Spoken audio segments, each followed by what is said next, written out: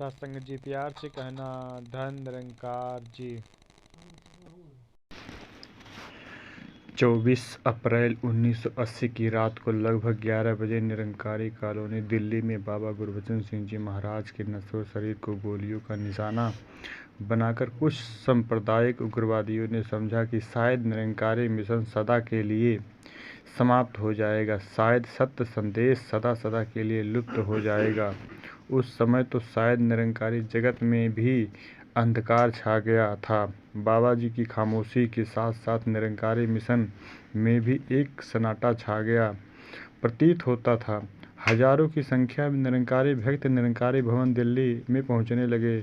सभी के दिलों में उदासी छाई थी, सभी के चेहरों पर प्रश्न वाचक चिन्ह उभरा हुआ था कि अब क्या होगा। हालांकि सभी भक्त इस विश्वास पर दृढ़ थे कि गुरु कभी मरता नहीं, लेकिन फिर भी सभी की आंखें प्रत्यक्ष सतगुरु को रहनुमाई करते हुए देखने की प्रतीक्षा में थी। युग प्रवर्तक बाबा गुरबचन सिंह जी ने अपने जीवन के अंतिम दिनों में स्पष्ट संकेत दे दिए थे कि अब सतगुरु बाबा हरदेव जी महाराज के रूप में प्रकट होंगे, जिसकी पुष्टि होने उन्होंने अपने अंतिम समय पर भी कर दी थी।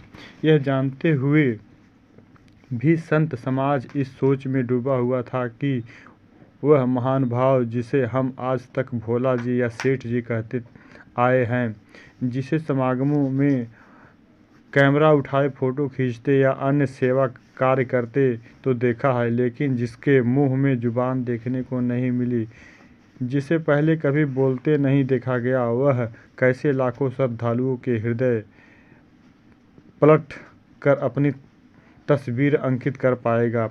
अपनी चीर संचित खामोशी को तोड़कर वह कैसे संत समाज को आवश्यक आदेश उपदेश दे पाएगा। खामोशी मुखरित होकर आवश्यक दिशा निर्देश देगी। इस विषय में भक्तों के हृदय भले ही संदिग्ध हो, लेकिन किसी को इस विषय में तनिक भी संदेश नहीं था कि सतगुरु जी महाराज के रूप में प्रकट हो चुके हैं। निरंकारी भवन में पहुंचने वाले हर श्रद्धालु के लिए यह दिव्य विभूति ईश्वर इच्छा के सम्मुख नतमस्तक होने की प्रेरणा का स्रोत सिद्ध हो रही थी कि जिस समय सभी दुख से चित्रकार कर रहे थे, उस समय भी हरदेव जी अडोल और गंभीर दिखाई दे रहे थे। संगतें यह नज़ारा स्वयं अपनी आंखों से देख चुकी थी कि किस गंभीरता और धैर्य भाव में से आप माताजी निरंकारी राज माता कुलवंत कौर जी की पीठ पर हाथ फेरते हुए उन्होंने पति वियोग के दुख से मुक्त कर रहे थे।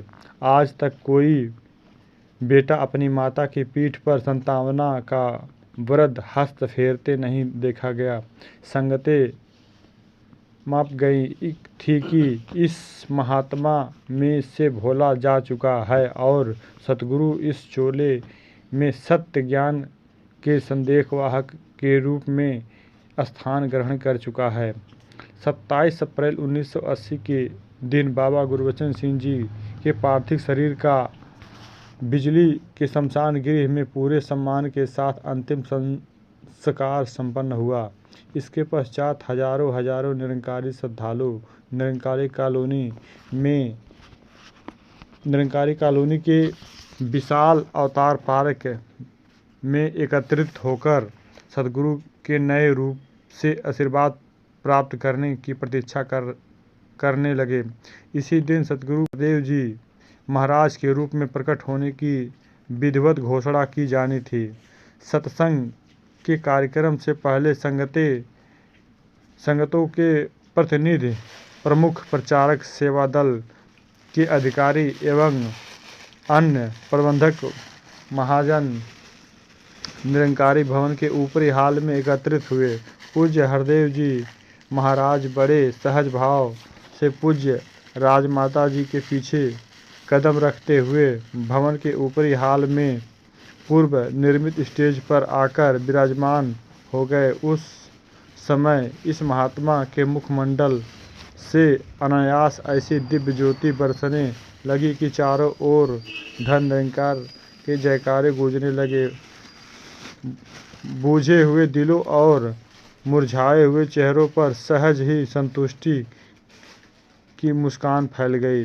दास बाबा गुरबचन सिंह जी महाराज की सेवा में बरसों बरस से अपना जीवन व्यतीत करता आ रहा था और कुछ समय से दास को पूज्य बाबा जी के निजी सचिव के कर्तव्यों को सौंप दिए थे। इसलिए दास को निरंतर उसके समीप रहने का सौभाग्य मिला था।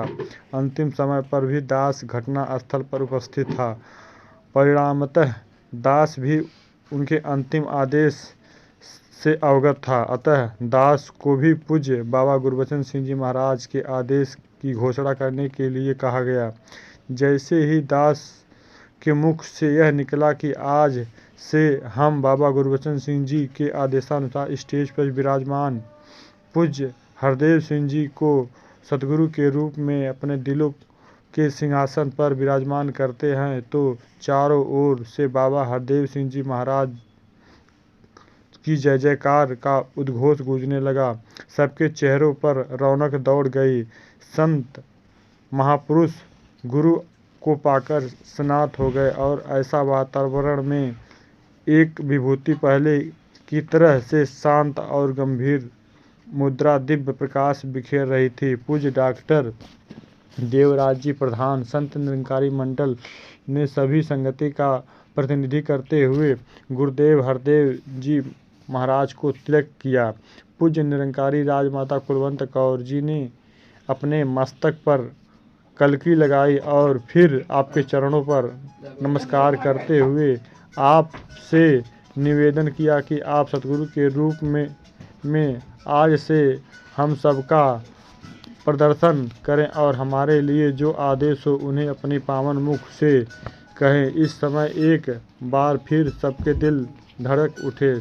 सभी सोच रहे थे कि न जाने यह महात्मा आज भी अपना मौन तोड़ता है या नहीं। लाउड स्पीकर गुरुदेव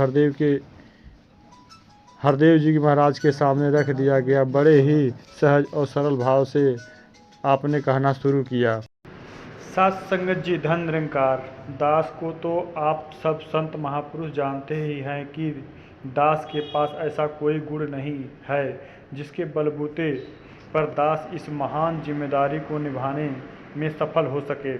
बाबा गुरबचन सिंह जी महाराज तो सब प्रकार के गुणों का भंडार थे। उनके पद चिन्हों पर चल सकने की शक्ति भी आप संत महापुरुष के आशीर्वाद से ही प्राप्त होनी है। आपसे कुछ छिपा नहीं कि दास के पास न तो कोई सांसारिक विद्या है और न ही दास के धर्म ग्रंथों का कोई विशेष अध्ययन किया है। दास ने आप महापुरुषों की संगत अवश्य की है। बचपन से ही दास आपकी गोद में पला है। पूज्य माता जी ने सदा आपके चरणों की धूल बने रहने की शिक्षा दी है। दास समझता है कि निरंकार दातार ने जिस घट में जैसा काम लेना होता है उसे वैसी शक्ति भी प्रदान कर देता है। दास का विश्वास है कि आप महापुरुषों की शुभकामनाओं से, पूज्य माता जी के आशीर्वाद से और निरंकार दातार की रहमत से यह जिम्मेदारी जो दास के कंधों पर डाली गई है उसके काबिल दास अपने आप को बिल्कुल नहीं समझता। इसे दास निभा पाएगा। दास ने सुना है कि जब पूज्य बाबा बूटा सिंह जी महाराज जो इस मंडल के बानी हैं ने पूज्य बाबा अवतार सिंह जी को इस सत्य के संदेश को घर घर पहुंचाने की जिम्मेदारी सौंपी तो साथ ही कहा कि आज जो आपके गले में यह फूलों का हार डाला गया है यह फूलों का हार नहीं उस्तरों की माला है। बड़ा संभल कर चलना, जरा भी गर्दन इधर से उधर हुई तो गला कटने का खतरा है। साथ संगत जी, बाबा अवतार सिंह जी तो बड़े महान संत थे। उन्होंने तो अच्छे ढंग से अपना समय गुजारा और उस्तरों की माला फूलों की माला में बदल गई। लेकिन दास इस पथ का अनजान पथिक है। आप रहमत करेंगे तभी दास आगे आने वाले समय में निरंकार की इच्छा अनुसार आपकी सेवा कर पाएगा।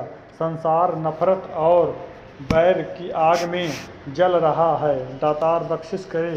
तभी दास सच्चाई के रास्ते पर चलते हुए और अमन गुरुदेव एकता का हरदेव प्रचार ने करते चीर हुए मौन रहने इस के भयानक पश्चात आग जिस को ठंडा करने में सफल हो एवं भावमयी शैली, सरल सुबोध भाषा और नम्र भाव में अपने दिल की बात कही। उसे सुनकर सभी संत महापुरुष गदगद हो उठे और सभी को विश्वास हो गया कि निरंकार प्रभु ने इन दिव्य विभूति को आज तक मौन प्रदान कर रखा था, वास्तव में वह आने वाले समय को नई दिशा देने की तैयारी थी।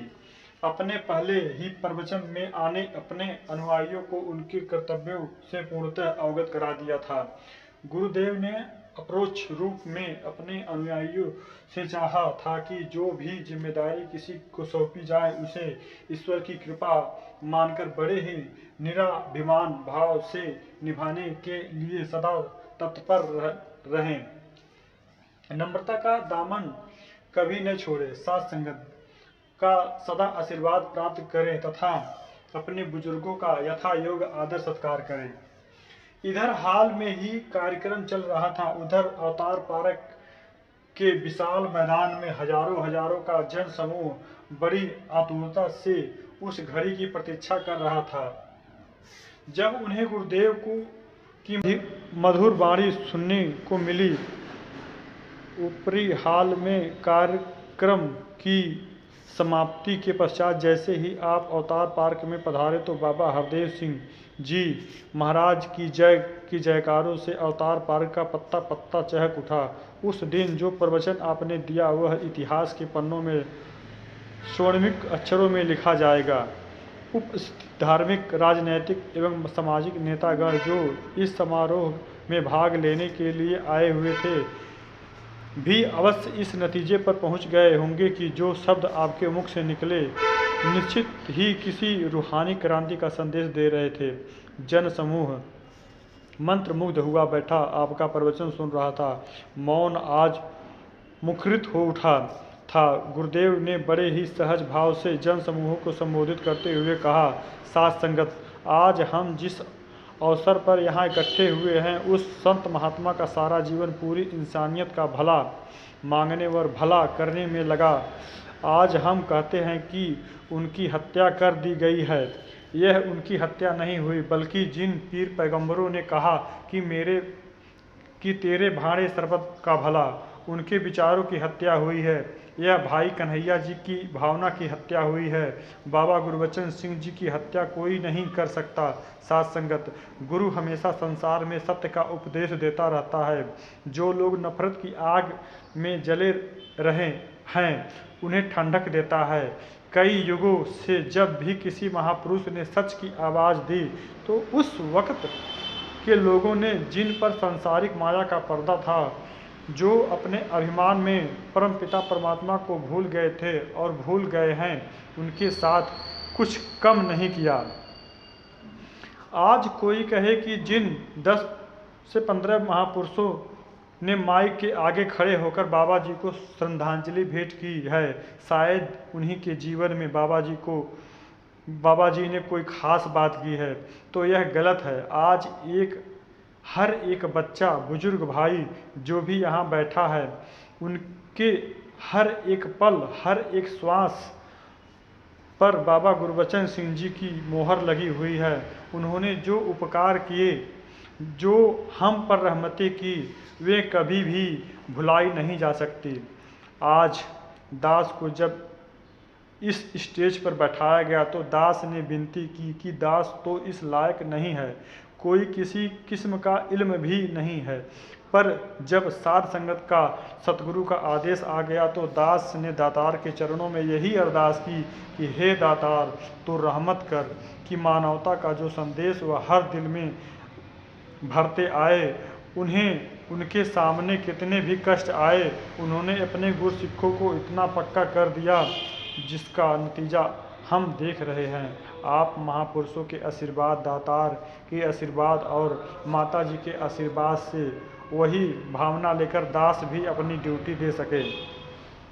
बाबा जी सांसारिक रूप में दास के पिता भी थे। उन्होंने जो शिक्षा दास को दी, दास उसे कभी भूल नहीं सकता। उन्होंने जो आदेश दिए, जो कर्म किए, अगर दास उनको अपने से दूर रखता है तो दास यही समझेगा कि अपनी ड्यूटी नहीं निभा सका। अभी माता जी ने भी यही आशीर्वाद दिया कि बाबा जी ने हमें जो सिखलाई दी है, खासकर पिछले 2 सालों में बाबा जी का यही संदेश रहा कि हमने सभी का भला मांगना, सभी का भला ही मांगना है। हमने सभी के लिए अपने दिल में यही सद्भावना बनानी है। साथ संगत, हमने इसी भावना को अपने दिल में कायम रखना है और पहले नित्य प्रति जिस प्रकार साध संगत कहते हैं उसमें ढील नहीं आने देनी। यह सच की आवाज़ जिसके लिए बाबा जी ने अपनी पूरी ज़िंदगी लगाई, इसे हम सारी मानवता तक पहुंचा सके और बाबा जी की आदेशों पर चल सके, तो यह सबसे बड़ी श्रद्धांजलि हम बाबा जी को दे सकेंगे। साथ संगत, आज यहाँ और भी कई बड़े बड़े नेता आए हैं, हमारे नामधारी परिवार के कई सज्जन आए हैं। आप महापुरुषों के लिए, बाबा जी के लिए जो भावना इनमें है वह देखकर दास को भी बहुत खुशी हुई है कि दातार इन पर भी और सारे संसार पर रहमत करे। हमारे सेवादार चाचा प्रताप सिंह जी, बचपन से ही दास उनके हाथों में खेला। वह बचपन से ही दास को बहुत प्यार करते थे। कोई प्रोग्राम हो या ना हो, उनकी भावना यही होती थी कि कोई हुक्म हो तो मैं काम करूं। दास को तो एक घटना याद आ गई। दास पटियाला में पढ़ता था और एक हफ्ते की छुट्टियां लेकर आया। इसी कॉलोनी के सफाई कर्मचारियों ने हड़ताल कर दी और नालियां वगैरह बंद हो गई। दास ने देखा कि बाहर गलियों में कई लोग इकट्ठा थे और शोर हो रहा था। मैंने पूछा कि यह क्या हो रहा है। इतने में ही सामने देखा कि वह आ रहे थे। सलवार कमीज पहनी थी, मुंह पर चुन्नी लपेटी थी। दास ने पूछा कि यह कौन है, तो महापुरुषों ने बताया कि यह चाचा जी हैं जो घरों की सफाई कर रहे हैं। जो गंदगी कूड़ा करकट पड़ा था वह उन्होंने साफ किया। और साथ संगत, ऐसी भावना इंसान में तब तक नहीं आती जब तक प्रभु की अपनी कृपा न हो। ये सेवादार के जवान हर वक्त यही भावना रखते हैं कि मिशन की, महापुरुषों की सेवा की जाए। संसार वाले भले ही कहते हो कि यह उन्होंने क्या रूप बना रखा है। यह महापुरुष अपने पास से वर्दियां बनवाते हैं और अन्य खर्च भी खुद ही करते हैं, फिर भी संगति की सेवा करते हैं। और ऐसी भावना इस महापुरुषों में भी भरी गई है, क्योंकि सद्गुरु ने अपना जीवन जीकर इन्हें सिखाया है। और साथ संगत, दास अरदास करें कि दातार आप मेहर भरा हाथ हमारे सिर पर रखें, हमें ताकत बख्शें ताकि हमारा ध्यान कभी भी बुराई की तरफ न जाए। किसी के लिए भी हमारे मन में बुरी भावना जागृत न हो और हमें इस माँ का प्यार, माँ की छाया जो हमें कई वर्षों से मिल रही है, इसी तरह मिलती रहे। माता जी के बारे में दास पहली बार यह बात स्टेज पर बता रहा है कि दास जब पटियाला में पढ़ता था तो माता जी की जब पत्र लिखती थी तो पूरा पत्र लिखने के बाद नीचे लिखा होता था, आपकी चरण धूल। दास को कई बार शर्म आती थी कि इस माँ की कितनी ऊंची भावना है। जब दास इनका पूरा सत्कार नहीं कर पाता, कभी मनमानी भी कर जाता है।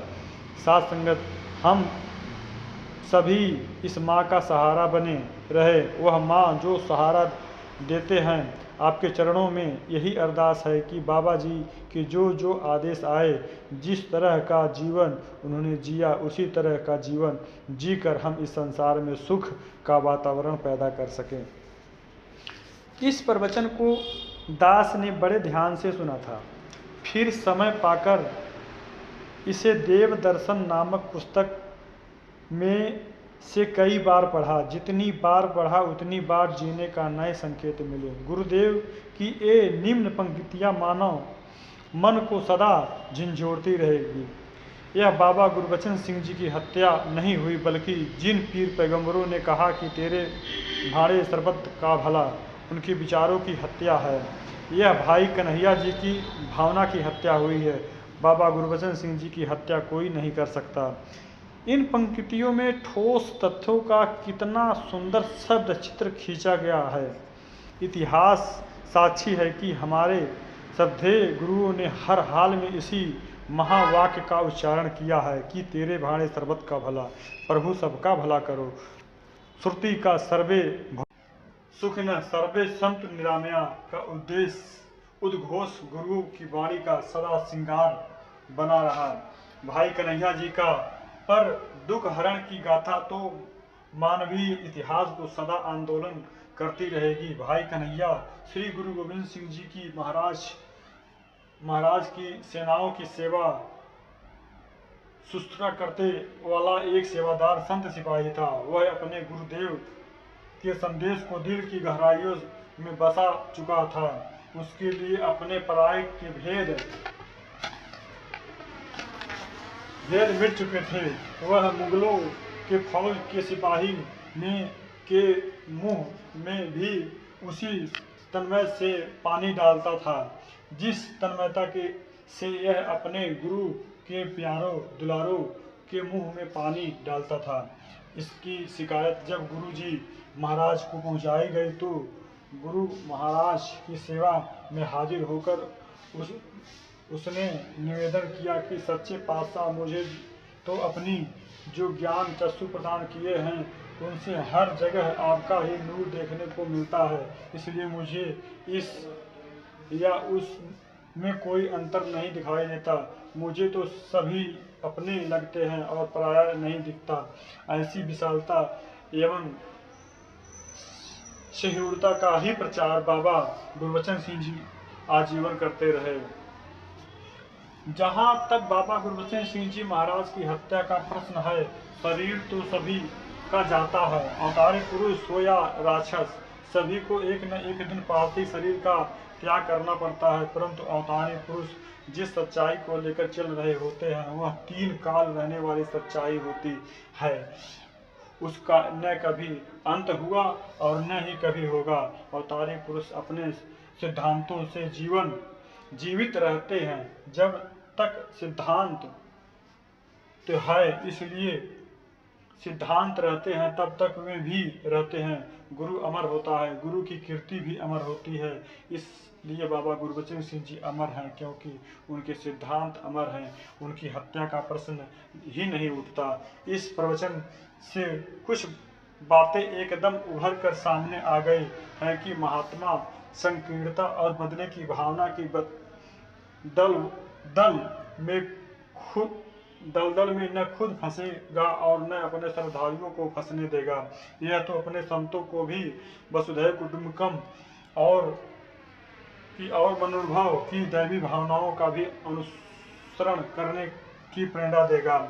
इस प्रवचन को सुनकर आपका कोई भी श्रद्धालु भक्त दूसरे को हानि नहीं पहुंचाने की बात अपने दिलों में लाने की भूल नहीं कर सकता था। दुनिया ने देखा कि अपने हृदय सम्राट की 100 यात्रा में इकट्ठे हुए लाखों निरंकारी नर नारी अपनी भावनाओं को अपने दिल में ही समेटे हुए चुपचाप अपने घरों को लौट गए। अगर उन्हें गुरुदेव की यही आदेश भरी आवाज़ सुनने को न मिलती तो न जाने इस देश या सुदूर देशों में बसने वाले निरंकारी भक्त अपने हृदय सम्राट की हत्या पर कौन सा मार्ग अपनाते। निरंकारी भक्त आपका संदेश पाकर सबसे भले ही कामना में रत हो गए। दुनिया के लाखों ने हर तरह के निरंकारी भक्तों को भड़कने की कोशिश की, पर वे निरंकारी भक्तों को अपने प्यार प्रीत और सबके भले की कामना के पथ से विचलित न कर सके। हर निरंकारी बच्चा, बूढ़ा अथवा उबलते खून का नौजवान अपने आदेशों के सामने मौन रूप से नतमस्तक हो गया। सभी निर्भीक भाव के प्रचार कार्य में पुनः जुट गए और मौन वातावरण एवं आत्मसमर्पण का श्रेय केवल आपके शांत नेतृत्व हो जाता है, परंतु हम गुरसिखों का विनम्रता एवं सहनशीलता का पाठ पढ़ने के लिए अपने इसका सारा श्रेय अपने सदगुरु को देते हुए एक बार फरमाया। साथ संगत, संसार आज देख रहा है कि सतगुरु बाबा गुरबचन सिंह जी के वचन में कितनी शक्ति थी। उस महात्मा की भावना कैसी प्रबल थी। हालांकि उसके अपने साथ कैसी घटना घटी, लेकिन फिर भी उनका जो वचन था वह कितना बलवान निकला कि ऐसी दुर्घटना घटने पर भी महापुरुषों ने भाड़े को प्रभु इच्छा को मीठा करके माना। सच्चाई की आवाज़ में यही शक्ति होती है। जो लोग सच्चाई को जान लेते हैं, केवल वही लोग सहन कर सकते हैं। इतना कुछ होने पर भी भाड़े को मीठा करके मान सकते हैं। गुरुदेव हरदेव की ये पंक्तियाँ कि जो लोग सच्चाई को जान लेते हैं, केवल वही सहन कर सकते हैं, अथवा इतना कुछ होने पर भी भाड़े प्रभु इच्छा की मीठा करके मान सकते हैं। मानव का मन को एक अस्थावन आस्तिक के आसन पर सुशोभित कर देती है। भक्त भगवान की इच्छा में जीता और मरता है। सच्चा भक्त प्रभु के विधान को ही सर्वोपरि मानता है। वह कभी अपनी इच्छा प्रभु पर नहीं थोपता।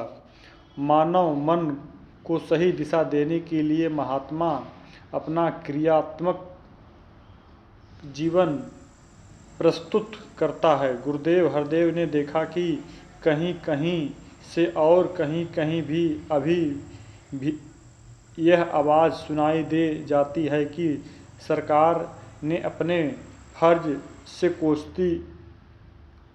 कोताही की है।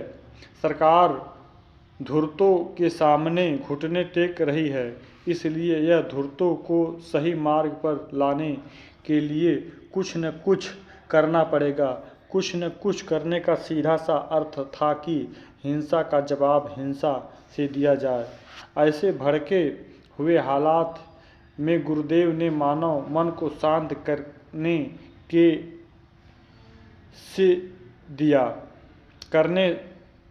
लिए जो नई दिशा प्रदान की, उसकी मिसाल इतिहास के अनंत कम से कम मिलती है।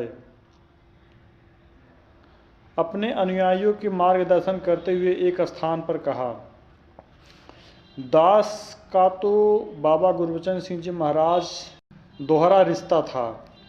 जहाँ वह मेरे सदगुरु थे, वहीं सांसारिक नाते में वह मेरे पिता भी थे। सबसे पहले दास के मन में ही आना चाहिए कि उनके साथ जो हुआ उसके लिए कुछ करना चाहिए, लेकिन उनके जो आदेश थे,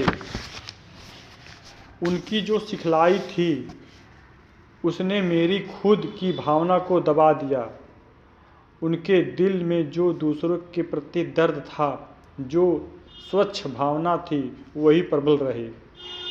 गुरुदेव ने आगे फरमाया, ये सब निरंकार ने अपने खेल होते हैं। अज्ञानी लोग तो इस घटना पर यह कहते हैं कि यह खून जरूर रंग लाएगा। उनके दिमाग में तो यही होता है कि अब सब जगह खून की नदियाँ बहेगी। महापुरुषों के वचन भी यही आते हैं कि यह बलिदान जरूर रंग लाएगा, लेकिन दोनों की भावना में बहुत अंतर है। महापुरुष की भावना यह होती है कि खून का नदियाँ नहीं बहेगी, बल्कि जब जगह शक्ति और सुख फैल जाएगा। हमने इन्हीं उच्च भावनाओं को अपने दिल और दिमाग में रखकर सच्चाई के इस प्रकार को आगे से आगे बढ़ाना है कि किसी किस्म का कोई भय नहीं रखना, ताकि संसार तक ये आवाज़ पहुँचे कि हम अपने गुरु की जो शिक्षा है उसे पूरी तरह निभा